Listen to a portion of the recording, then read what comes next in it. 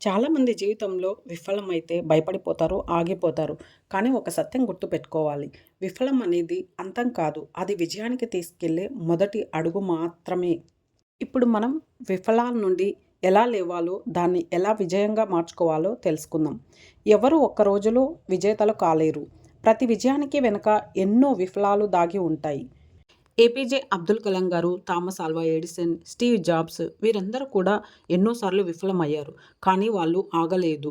పైగా ఎవరి మీద ఫిర్యాదు చేయలేదు. అందుకే ఈరోజు వాళ్ళు గొప్పవాళ్ళు అయ్యారు. ఒక చిన్న కథ తెలుసుకుందాం. ఒక కూలి రోజుకు కష్టపడి పనిచేసేవాడు. ఒకరోజు తాను చెక్కలతో ఒక విగ్రహం చెక్కాలని నిర్ణయించుకున్నాడు. మొదటి ప్రయత్నం విఫలమైంది. రెండో ప్రయత్నం కూడా విఫలమైంది.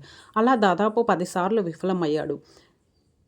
చివరిగా ఒక మంచి విగ్రహాన్ని చెక్కారు.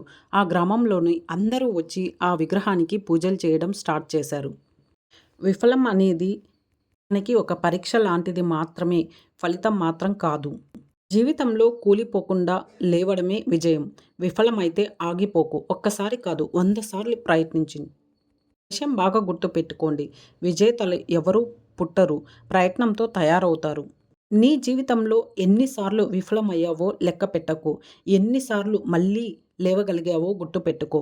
విఫలం అనేది నీ ప్రయాణంలో ఒక పేజీ మాత్రమే, పుస్తకం కాదు.